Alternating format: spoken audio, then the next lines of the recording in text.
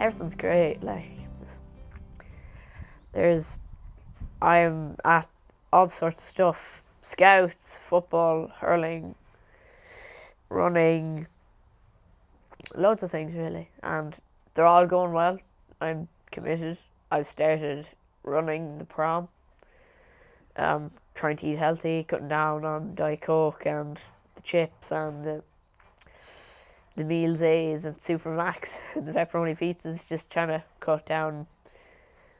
I'll just be a bit more committed, because really nowadays with stuff, like, if you want to be a good GA player, you can't be going after matches like heading on down to local triples. Oh yeah, lad, throw us a kebab. You can't be really doing that, because then once you come to the field, you'll be like big and you can't be able to run, and then it all fall apart. And then you'll be standing in goal for the junior Bs.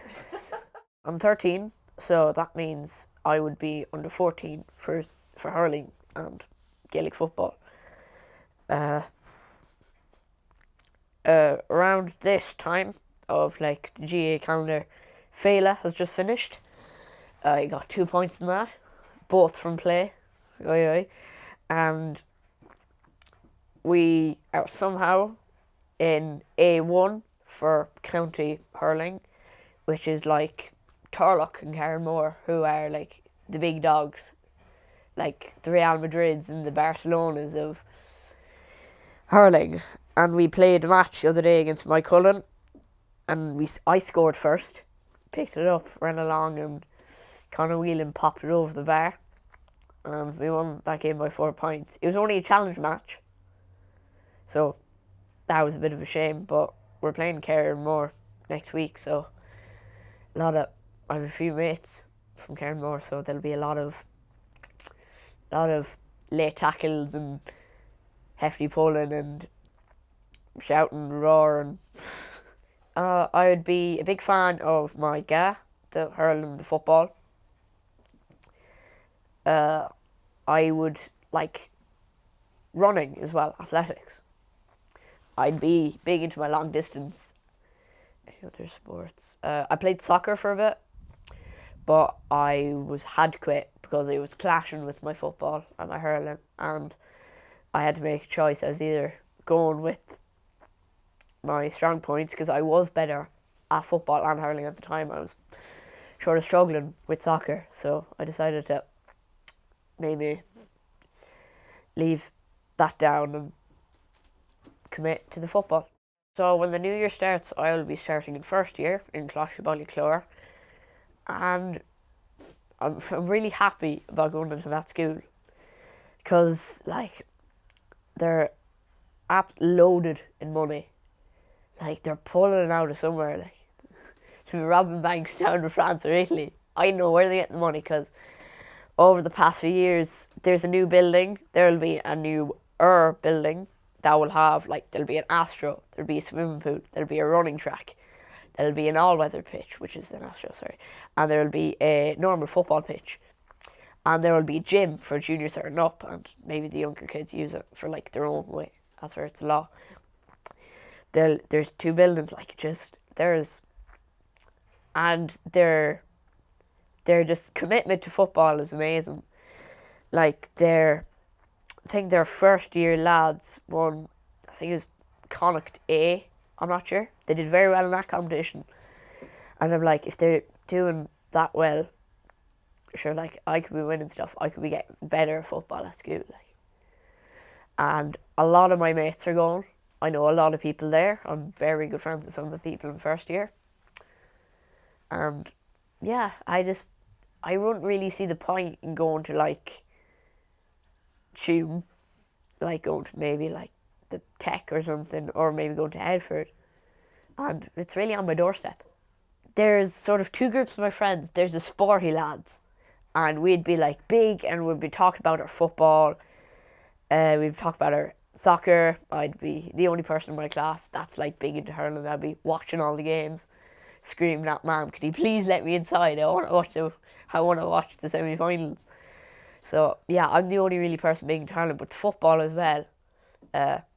Like, I have friends who play football, but they don't really follow it, because I have a season ticket for hurling. That means I get in all the league matches free. It's €200 a year, and if you have to go to 60% of the games, so like that stops the people like some outfit like, oh yeah, I'll get the season ticket here, go to Galway versus Leash, and you sit at home for the entire year. Once they get a final, bam, ticket on your doorstep.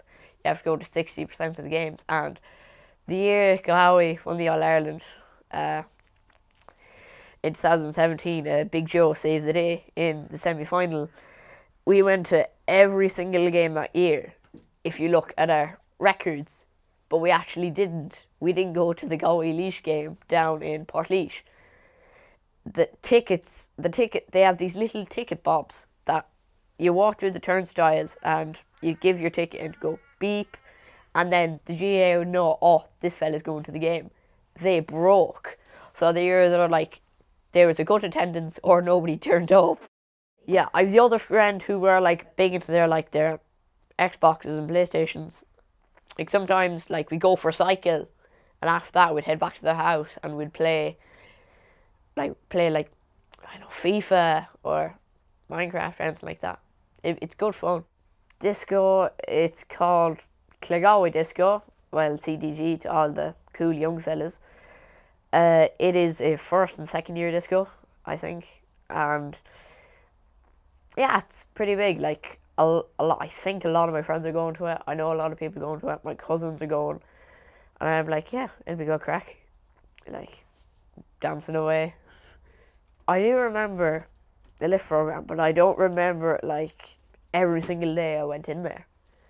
I remember like some things vaguely. I remember making a football pitch out of paper, and we were all given different jobs. You can make the football, you can make the floodlights, you can make the players, you mark out the pitch, you can make the goalposts, and all things like that. And I think I got the camera, and I did the best job ever. It had this, this little fluffy thing, like a dead cat. I had that hanging out the front of it, and I had to explain everybody in there, oh, that's a microphone. I remember another thing. One day we were playing Stop the Bus, and I didn't listen to the rules because I think I was playing with something else, and they were playing there, and I would scream, "Stop the bus," at the top of my lungs. And the whole point of the game is that they give you a letter, and you'd have to find a book, a celebrity, a sport, like a food, or a name. And if you were the only person to get that, you would get, let's say, 20 points. But if somebody else got, Carna as a place. If two people put down Carna, you'd only get 10. And I remember screaming, "Stop the bus," at the top of my lungs, not having a clue what the game was. And the person came over and she said, where's your names and where's your places? And I said, do we have to put them down? And it caused outrage. I remember that I didn't like the music. I didn't like the Mozart. I have a vague memory of telling you, can I have Jedward instead? Because I was big into Jedward now when I was young. Now they split up, sadly. I remember this little bob at the side where it was a microphone, and I'd always be twiddling with that and just fidgeting with it, up, down, left, right, up, down. Never would really stop. And I'd always open the backpack and take it out and say, "What's this?" I think the lift sort of got me to talk more. Because when I was young, I didn't talk as much. Like, I was a little bit quiet. So it's sort of like my dad when he's in public and he's ordering something, and then he didn't get what he wanted. He'd be just like, "Dad, you didn't get your coffee." "Yeah, it's fine." So the lift sort of let me express myself, sort of like let me just come out with everything. Again, I was very quiet as a child, and now you look at me, sometimes I can never shut up. I would say the lift helped me get it all out. Like, the lift helped me sort of broke down the wall and let all, like, what I could say out. I think the lift, like, helped me a lot with that. I don't know how it helps. I'm not really into all that stuff, but As your book would say, music is the key.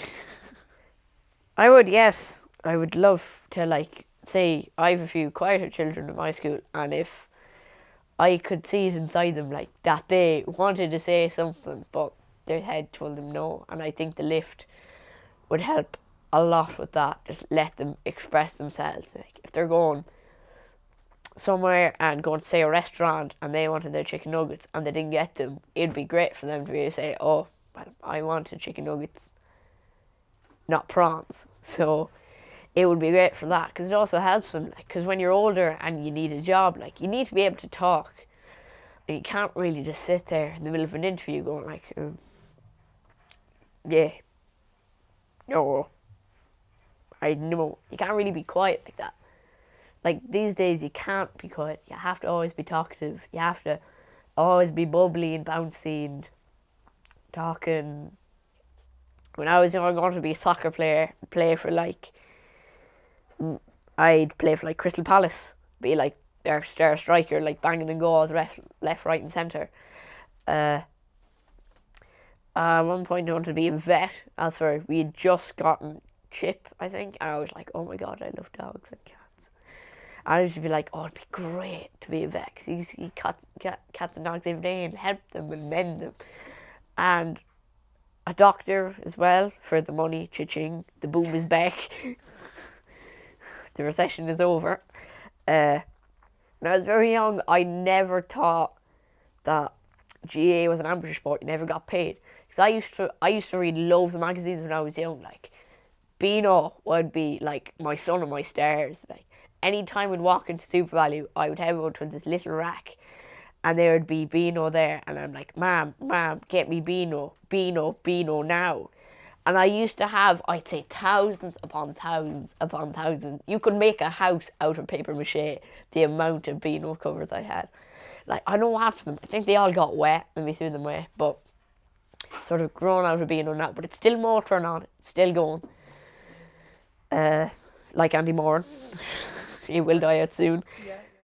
I remember a time I'd love to be a video editor, like making videos and like editing and rendering, I don't know what that means, and sort of filming stuff like movies and all that, and an actor as well. I would love to be an actor, like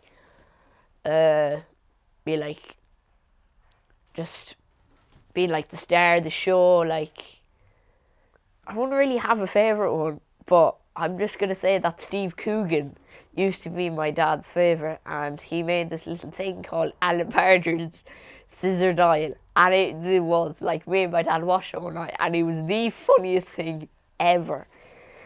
And I know what he was doing, but I know how he was in like the middle of London with this Nissan, the small little bebop Nissan car, and he was like hanging out with all these gangs, like, and then he did this skid, the Nissan, and he voiced over it, that was the biggest skid I have ever done. And wrestling, big part of my childhood, wrestling, John Cena, as my mum would say it. And I used to have this Tigger teddy that I had when I was very young, and I had this massive beanbag, like Titanic size. And I'd be doing swanton bombs and elbow drops. I'd be jumping from the couch onto the beanbag, pretending it was a comedy table, and like pretending to win like the WWE Championship or the Money in the Bank, and like Tigger was the bad guy. And my trampoline, I used to rob pillows out of my parents' room and used to think they were chairs and tables and do flips and all sort of weird moves and choke slams and DDTs. And like, I think the lift did help me to do that as well.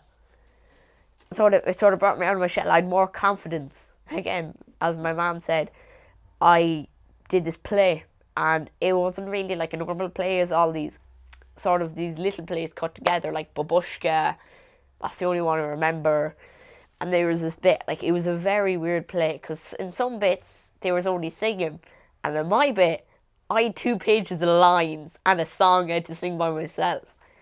And I did that, and I'd say for the next 6 months everybody either commented on my play or called me King Herod. Which at the time made me want to explode with rage. But now I find it very, very funny. And I think the lift helped a lot with that. Thank you again for your support. And if you like what you've heard, and I hope you do, please like, share and subscribe to our YouTube channel, which is called Opening Your Mind.